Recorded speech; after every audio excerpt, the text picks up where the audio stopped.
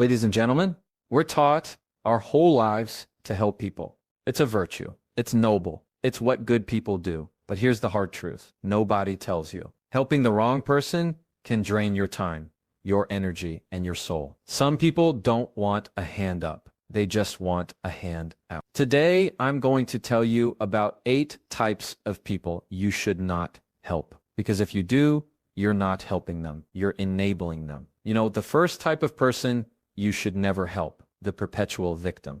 This is the person who lives in a constant loop of poor me. No matter what happens, no matter how much you give, there's always another reason they can't get ahead, and it's never their fault.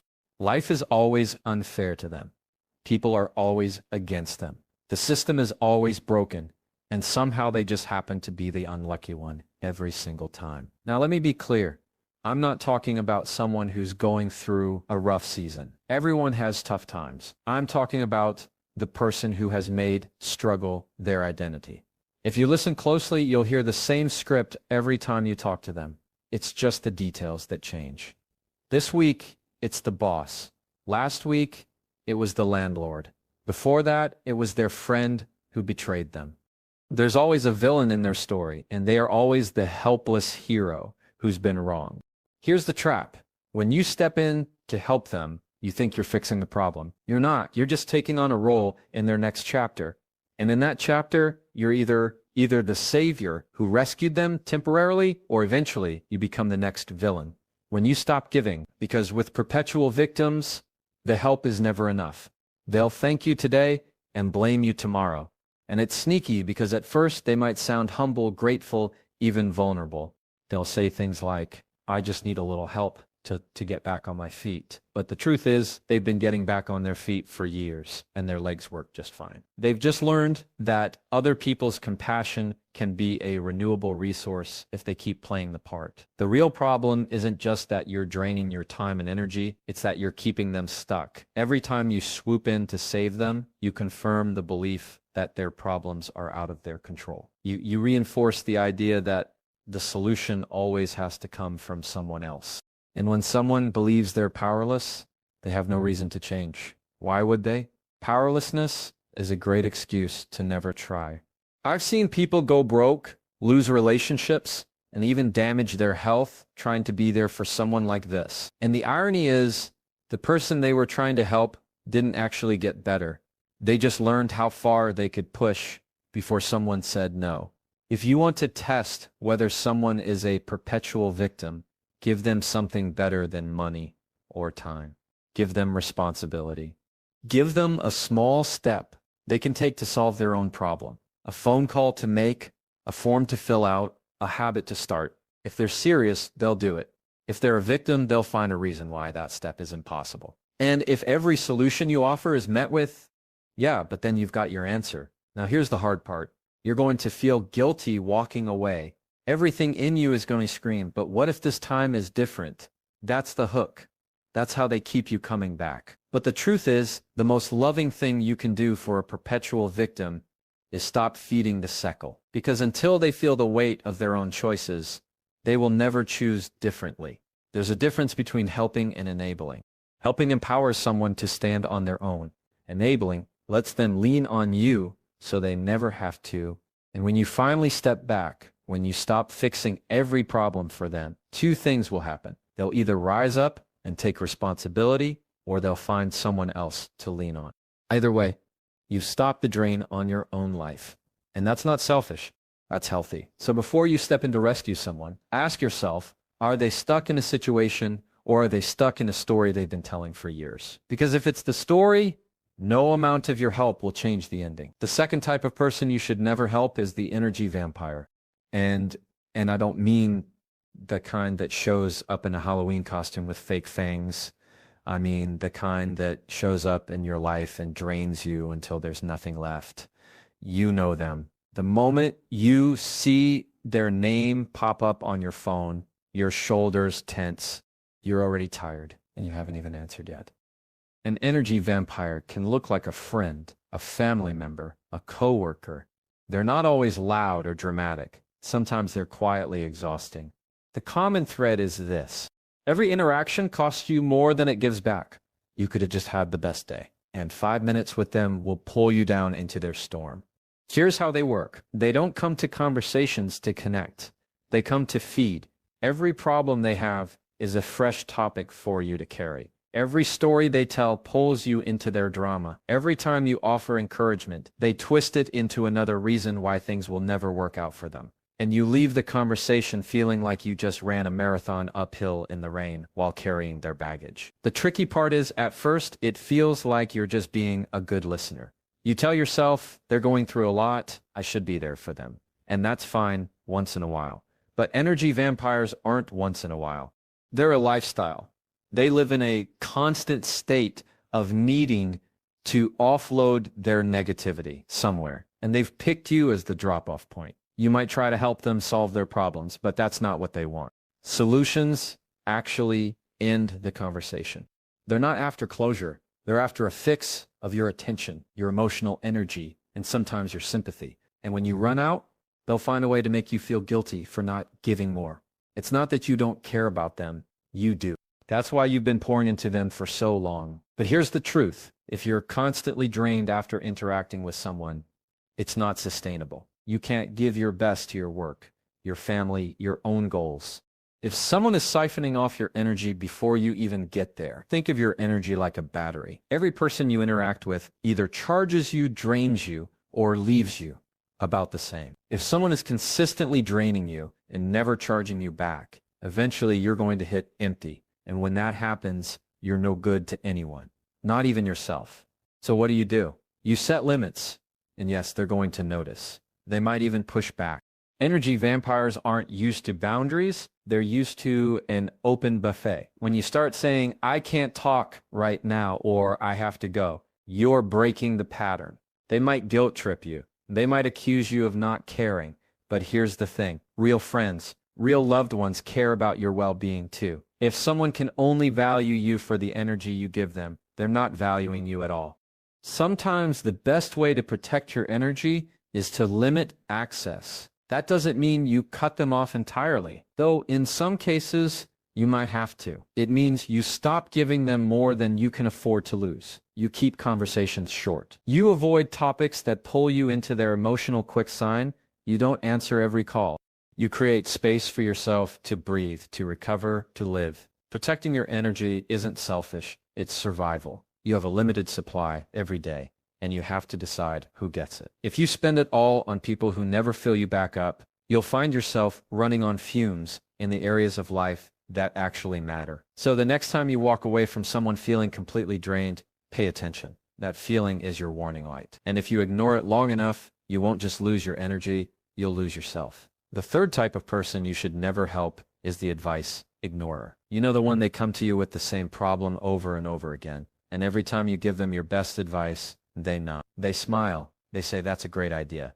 And then they do absolutely nothing with it. Or worse, they do the exact opposite. These people don't actually want solutions. They want a sounding board. They want someone to listen to their frustrations so they can feel like they're doing something about it without ever having to change. And it's easy to fall into the trap because at first it feels like you're making a difference. You think, if I just explain it the right way, this time they'll get it. But here's the truth. If they want it to act, they already would. The advice ignoring problems, they'll bring you an issue. You'll walk them through a plan, and 2 weeks later, they're back with the exact same issue. Just wrapped in slightly different words. It's like watching reruns of a show where nothing ever changes. The characters are the same, the plot is the same, and the ending is always predictable. And here's where it gets frustrating. They will often agree with you in the moment. They'll make you feel heard. They'll promise to take the steps you suggested. They might even ask you to check in with them. But when you follow up, nothing's been done. There's always a reason. I got busy. I wasn't the right time. Something came up. Those aren't reasons. They're excuses. When you keep giving advice to someone who never acts on it, you're not helping them. You're feeding their comfort zone. You're giving them the illusion of progress without requiring any actual effort. And that's dangerous because it lets them believe they can keep living in the same patterns and somehow get different results. It's not just a waste of your time. It's a drain on your patience, your energy, and your hope. Every time they ignore your advice, a little part of you gets more frustrated, more cynical, until eventually you start questioning why you even bother. And that's the real cost. Helping them ends up hurting you. The best way to spot an advice ignorer is to watch for patterns.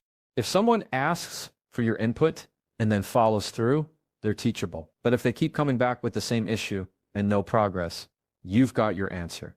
And when that happens, you have to decide, are you in the business of solving problems? Or are you just a free consulting service for someone who never intends to change? You can still care about them. You can still be kind, but you have to draw the line. And the line is this: I've given you my advice. Until you take action on it, I'm not going to keep repeating myself. It sounds harsh, but it's actually one of the most respectful things you can do, because you're making it clear the responsibility is theirs now, not yours. When you stop giving advice to someone who won't use it, one of two things will happen. They'll either step up and finally take action, or they'll find someone else to listen to the same story. Either way, you've freed yourself from the cycle. Helping someone should feel like planting a seed. There's effort, there's time, but eventually you see growth. If you've been planting seeds in the same soil for years and nothing has grown, it's not your planting that's the problem. It's the soil. The fourth type of person you should never help is the one-way street. This is the person who knows exactly how to take, but somehow never manages to give. And I'm not just talking about money. I'm talking about time, effort, attention, kindness, anything that costs you something. They'll accept it with open arms. But when the roles reverse and you're the one in need, they're suddenly unavailable. You're dealing with a one-way street. When the relationship feels lopsided, you're always the one reaching out, making plans, checking in, remembering important dates. You're always the one showing up when they're going through something, offering your shoulder, your ear, your help. But when you need the same in return, it's crickets. Or worse, they make you feel like you're asking too much. At first, you might not notice. You might tell yourself they're just busy or they're going through a lot. But if it keeps happening over and over again, you start to realize this isn't a busy season. This is just who they are. They're perfectly fine with a relationship where all the giving comes from you. The tricky thing is, they're not always obvious about it. Some people will even pretend to give, but only in ways that are convenient for them. Maybe they'll send a quick text instead of actually showing up. Maybe they'll say, "Let me know if you need anything." But when you finally do, there's always an excuse. It's like they want credit for being supportive without actually doing the work of being supportive. And when you help them, they rarely show genuine appreciation. Sometimes they'll say thank you, but it's almost like checking a box. You don't feel the gratitude, you feel the expectation. It's as if they've decided this is your role in the relationship, and they're just waiting for you to play your part again next time. Here's the thing about one-way streets: they will keep taking as long as you keep giving. They're not going to suddenly wake up one morning and think, "Wow, I've been selfish. I should start giving back." That realization rarely happens without boundaries, and that's on you. When you keep giving to someone who never gives back, you're not just hurting yourself. You're teaching them that this dynamic is acceptable. You're training them to believe that you'll always be there, no matter how little effort they put in. And the longer you allow it, the harder it is to change. Sometimes the hardest part is accepting that the relationship you thought you had doesn't actually exist. You thought it was mutual. You thought you were both invested. But the reality is, you were carrying the whole thing on your back. And that's a painful truth to face. So what do? You stop making yourself so available. You stop dropping everything the second they call. You match their effort. If they check in once every few months, you do the same. If they never offer to help, you stop volunteering every time they're in a bind. Not out of spite, but out of balance. You'll notice something when you do this.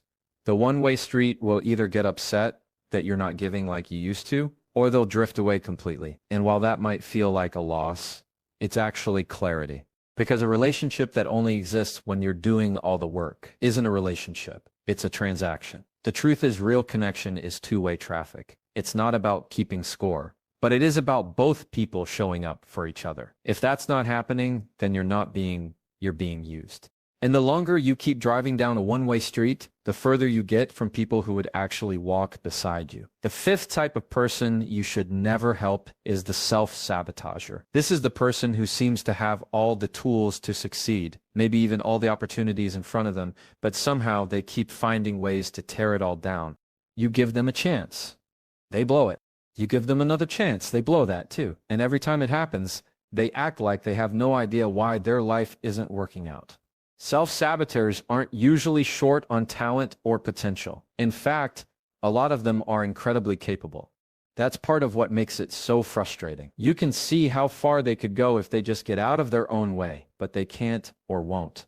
Whether it's procrastination, bad habits, toxic relationships, or simply refusing to follow through, they're masters at undoing their own progress. You might think your help can save them from themselves. You might believe that if you just give them enough encouragement, enough support, enough chances, they'll finally turn things around. And sometimes they will temporarily. They'll ride the wave of your help for a while, maybe even start making progress. But sooner or later, the pattern kicks in again. They miss deadlines. They pick fights. They forget to do the one thing they promised. And suddenly, they're right back where they started. Or worse, the hardest part about helping a self-sabotager is that they often want the result, but not the responsibility. They want the promotion, but don't want to put in the hours. They want financial stability, but won't stop overspending. They want healthy relationships, but keep going back to the same people who hurt them. It's like watching someone punch holes in their own lifeboat and scream for you to come rescue them before they drown.